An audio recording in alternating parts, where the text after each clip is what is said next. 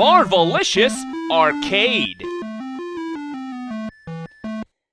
Well, hello and welcome back to the Marvelicious Arcade. It's been a while, it's a little bit dusty in here, but I'm going to be sweeping out the cobwebs and taking a look at some Marvel video games. And the one I'm looking at this week is the newest game from Marvel. It's a game that's replaced my obsession with Marvel Puzzle Quest. I've been playing Puzzle Quest obsessively for years, and now I don't have time because I've been playing Marvel Snap.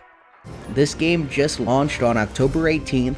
It's available on PC, iPhone, and Android. It was available on PC for beta test before the 18th.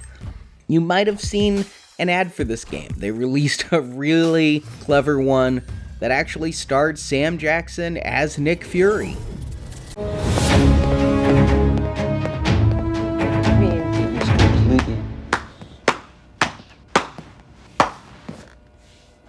Sorry to interrupt. Were you planning a surprise retirement party for me too? So you heard the news, huh? How exactly did everyone find out about this before me? Someone left your termination papers on the printer. Fury. Oh, I'll try to spare the world from evil overlords better next time. Oh, that's right. There's not gonna be a next time. The decision has been made. Your replacement has arrived. Yeah, and they put together a fantastic team. I mean, Spider-Man, Gamora, Dr. Doom. Squirrel Girl. This makes no sense, and you know it. It will when you meet them. You're my screensaver. See? Are you out of your...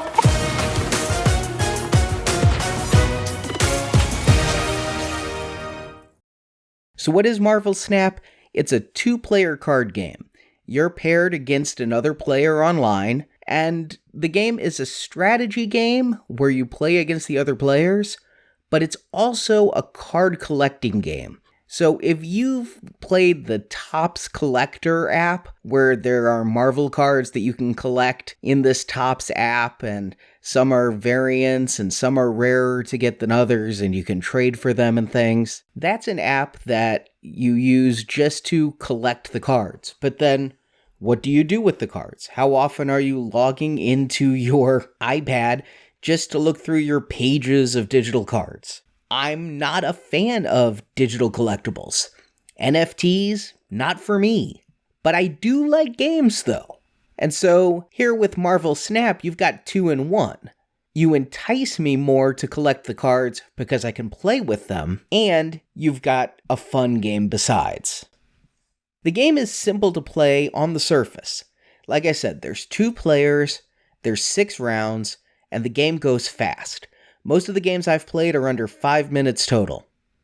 You have a deck with 12 cards. Initially, when you start the game, there's a pre-built deck. It includes characters like Hawkeye, Punisher, Hulk, Iron Man, Star-Lord, Thing, Misty Knight, and some others. Then, as you get deeper into the game, you get more cards. You're able to choose which 12 cards are in your deck. You start the game with 3 cards, and then draw 1 card per round. Again, there's 6 rounds, so you're going to see at least 9 of your 12 cards in each game.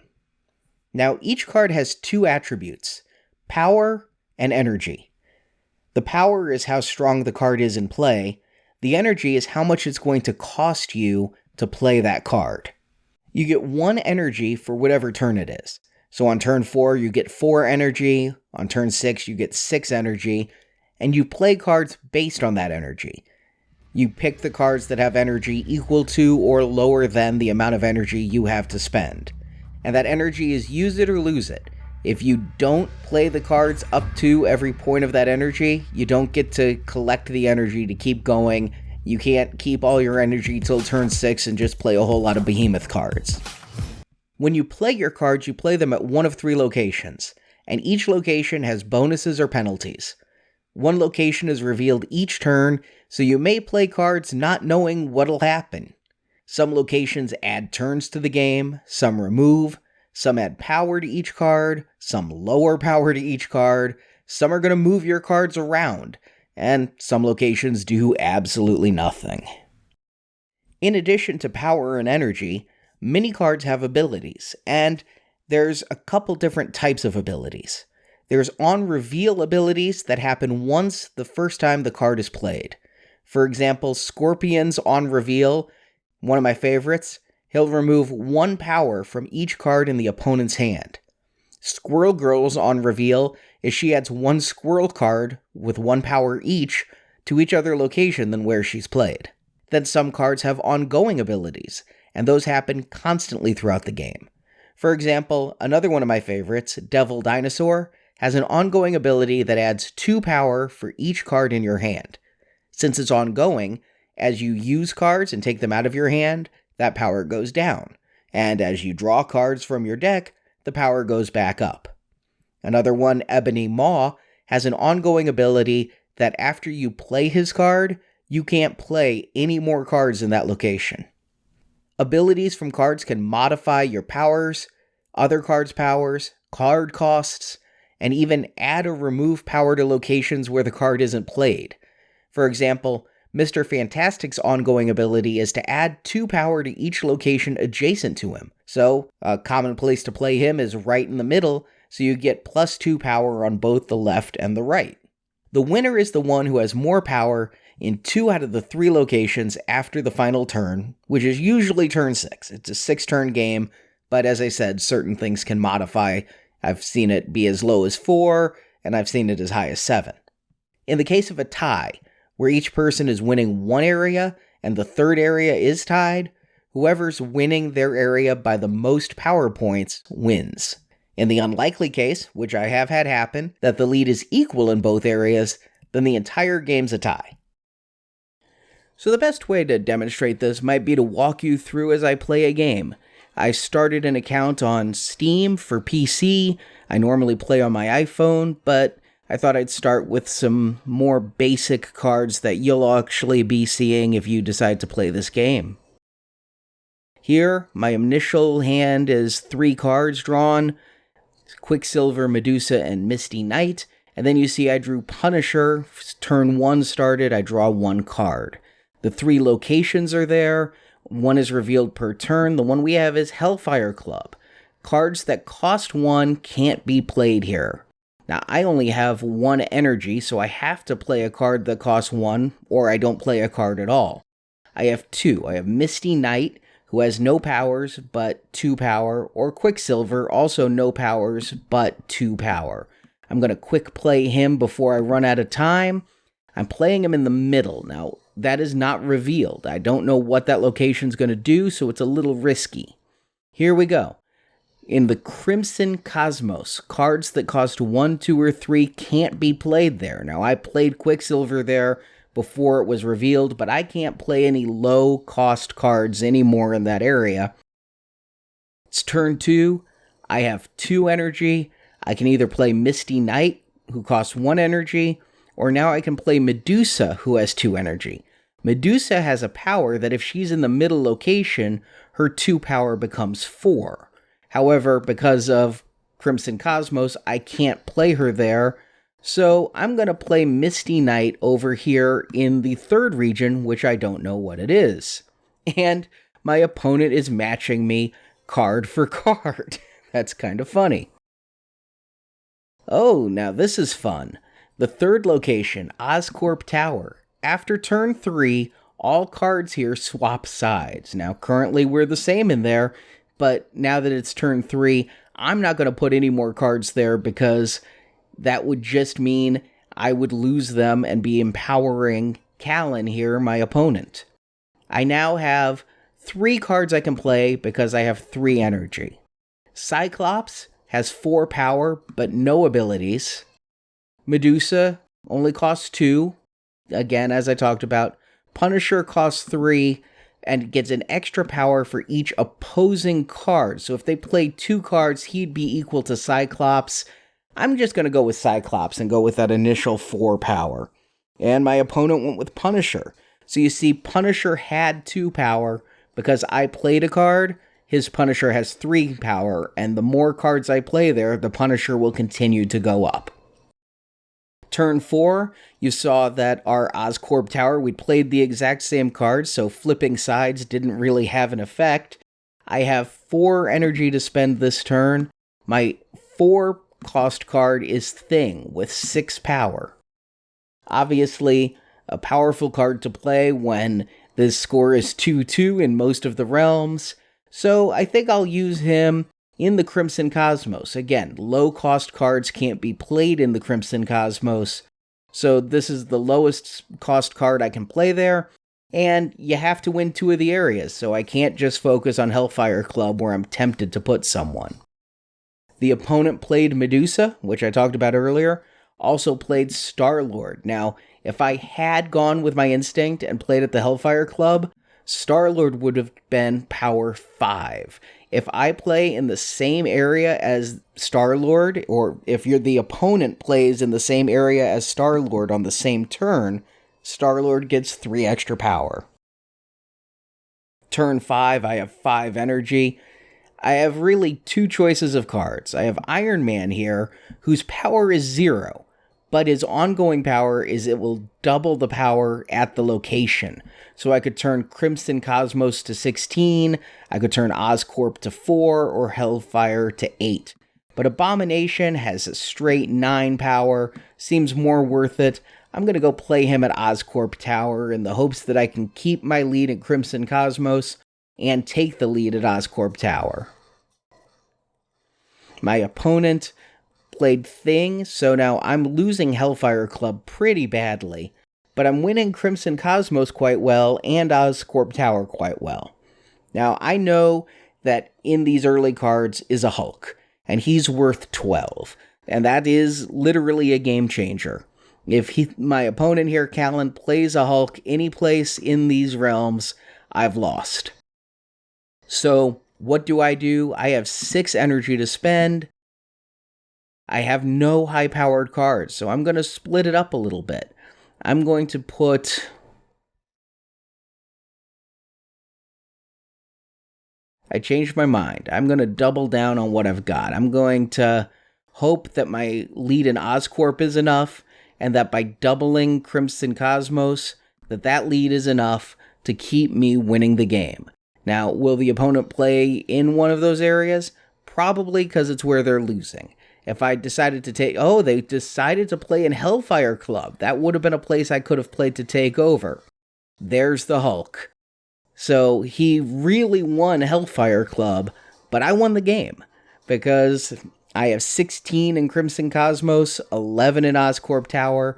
It doesn't matter how much you win one area by, if you only win one area. So that's kind of a look at the strategy, the tactics, and the powers that you get with Marvel Snap. So I did win that game, and of course winning is always fun, but there's a little bit more to it as they want to keep you invested in Marvel Snap. If you win, you level up in the game, and if you lose, your level decreases. Now, a normal game is worth 2 points, and for leveling up, there's 10 points per level. But once you reach level 10, you can snap. Oh, snap. Remember, the name of this game is Marvel Snap, and so what is Snap? In the game we just watched, I didn't snap. I'm not level 10 in that account. Well, snapping is basically doubling down. See, one of the strategic things you can do in this game is retreat. If a game is worth 2 points if you lose or win, if you retreat, you only lose 1 point. And so that helps you retain your level or build your level faster. If you snap, that's like doubling down. So the opponent can retreat at that time or keep playing. If they retreat, they lose 1 point.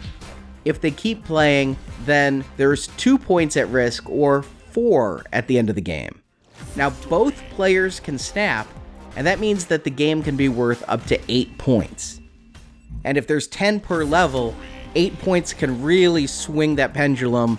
You can level up really fast, or you can lose levels just as quickly. But it also adds another strategic level. Snapping is usually done near the end of the game, and it can be done to signify confidence. After all, if you're doubling down on your hand, you must think you have a good one. But maybe you're a little bit not so confident. Instead of wanting to just retreat, maybe you have a shot at winning, but you snap and hope your opponent retreats, and that way you get the victory. So it sometimes will come down to snapping because you know you've got to win, or snapping because do you snap or do you retreat and lose only half the points? And sometimes that decision can be done with basic addition.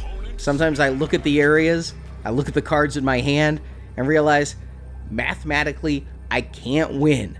I don't have the energy to play as much power as needed to win 2 areas. And so when I can't win, retreat and save yourself those level points. Also keeping you enthralled in the game is missions, and they give rewards such as energy, cards, and more. The missions are completed when you do certain things like play 5 cards of 3 power each, or win 4 games, or win 2 games with snaps. And so, in addition to just leveling up for the sake of leveling up, it's also helping you build your deck, get more credits, get more gold. We'll talk about what those are in just a moment. Now, finally, whatever you play, win or lose, you get what they call energy for one of the cards that was in your deck. What does energy do? Well, let's talk about the card collecting aspect of this game, because it's every bit as addictive to me as the gameplay itself. When you start playing the game, you're given a basic collection of cards. You have enough to make a deck, you can add a couple of cards that you're given in the first 2 training missions. And as your cards get this energy from playing, you can upgrade your cards. Now, upgrading your cards does not change gameplay. A character's cost, power, and abilities stay the same. What do you get when you upgrade your card? Something incredibly small. A very minor visual upgrade. Those are frame break,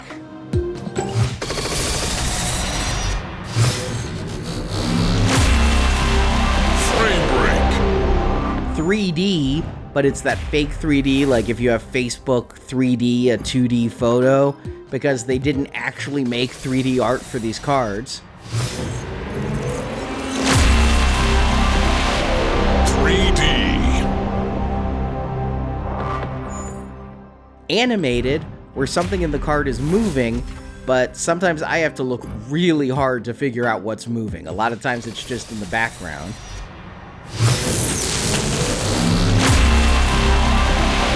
Animated. Shiny logo, which just means the logo of the character now has a little reflectiveness.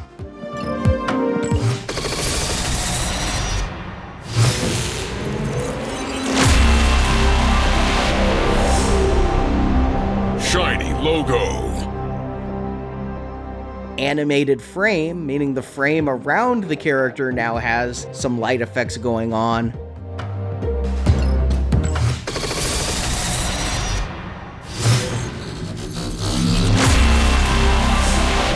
Animated frame. And the final one is called Infinity. Infinity. Each upgrade is exponentially more expensive. And again, these upgrades are fairly lame. Except each upgrade increases your overall deck collection level. So what's a deck collection level? As you upgrade your deck, you get rewards. Many of the rewards are new cards to add to your deck. And new cards keep the game very fresh. Plus, you get to hunt for your favorite characters. I still don't have a Peter Parker Spider-Man. It changes your gameplay to have these different cards. You build decks in ways where the characters can play off of each other. So it becomes very addictive to keep building your card collection so you can build better decks to play in the game. Other rewards you get for upgrading your characters are energy for other cards you have, so you can upgrade cards even if you don't play them very much. As your deck level increases, you also get some card variant art. So if you have the base card art, you end up with 2 copies of that card in your collection. Credits, gold, again, we'll talk about those in just a minute. Avatars for your profile, cool looking card backs that modify how your deck looks when you play, it becomes a cycle. The more cards you have, the more cards you can upgrade. The more cards you upgrade, the better your deck collection level. The higher your deck collection level, the more cards you get. I've already given the game some actual real-world money to buy extra credits to level up my cards. Not that I care about the minor visual upgrade, but for the deck collection level and to unlock new cards faster. And so let's talk about money. Marvel Snap is a free-to-play game, but obviously there's a lot of developers, graphic designers, people behind the scenes that need to get paid, and so there is a monetization aspect. And it's not just the energy you need to upgrade a card, it's a combination of energy and what they call credits. Now, like many mobile games I've played, Snap has 2 units of currency. There's credits, or fake money as I think of it, and then there's gold, or real money. Credits are given out pretty freely in the game. Not enough to upgrade all of your cards, but as you upgrade your deck, as you complete missions, credits are a pretty common reward in 50 or 100 denominations. In fact, every single day, the game will give you 50 free credits if you log in and claim it. And you use those credits to upgrade cards, and you can even purchase early upgrades for cards where you don't have the energy. You just spend more credits to upgrade that card, and again, improve your deck level. Then there's gold, and that's given out rarely in the game. And so I think of this as real money, as mostly you have to spend to get it. Gold can then buy you credits. 500 credits is 400 gold, or about $6.50. Gold is also used to buy card variants. There's alternate art variants, there's Scotty Young chibi variants, there's pixelated variants. So if you're really into the card collecting aspect, which I'm not in that regard, you're going to have to spend some dough to upgrade and get a second copy of a card in your hand. But buying these variants can also get you cards you don't already have. So if you're really anxious to get new cards in your deck, or for a specific character, you can spend your gold and get a variant version of a card where you don't even have the base version. Here's the thing. Variants cost about 700 to 1200 gold. That means you're spending 10 real-world dollars minimum, or up to about $17. And again, this is usually real cash paid for that amount of gold. Now, as I mentioned before, I'm not a fan of digital assets. I can never see myself paying for a card variant just for the art. That said, I do believe in supporting game developers. I've put a lot of hours into this game, and the fact that I don't have to pay doesn't mean that I don't feel like I should pay for having a good experience. So if there's a card I really want to have in my deck to play, and it's there as a variant, I might open up my wallet again to get that card added to my deck. But this all leads back to the game. Once you get more cards in your deck, be them bought or earned, you can build more decks.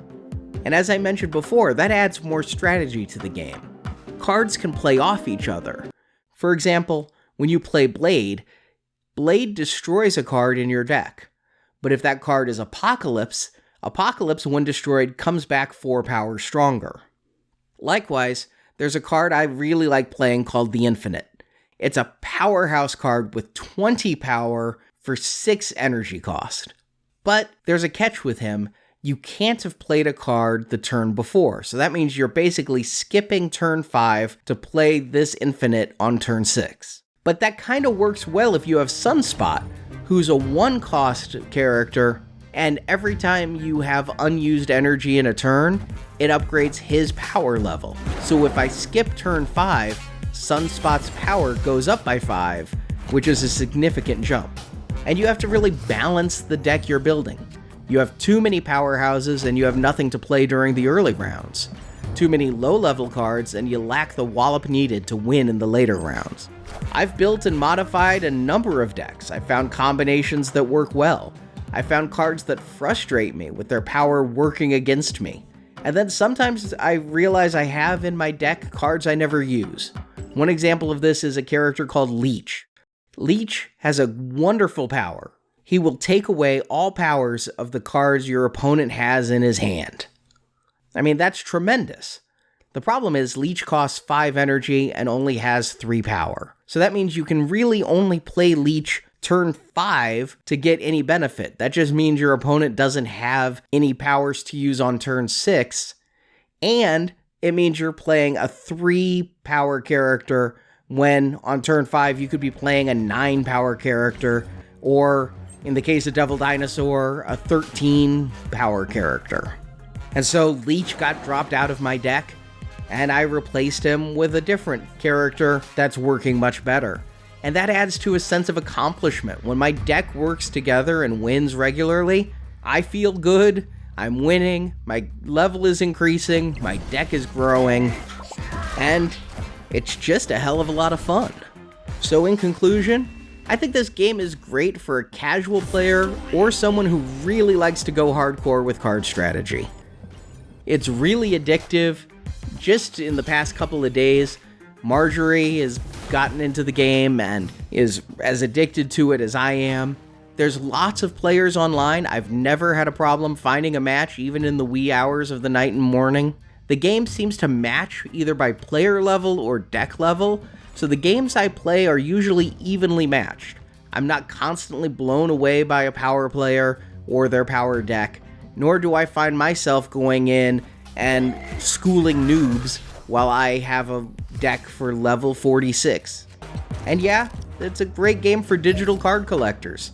There's lots of cards, there's variant card art, and I think it's a given, new cards are going to be added as this game lives on. The developers have already teased new features in the game, including making teams so players can tackle events in tandem. You'll be able to play alongside your friends for even greater rewards.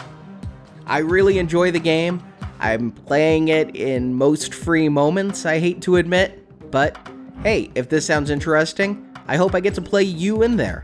If you happen to see me, I'm the Arnie C. So that's it for this review in the Marvelicious Toys Arcade. I will be back with another video game review sooner rather than later. Thanks for watching.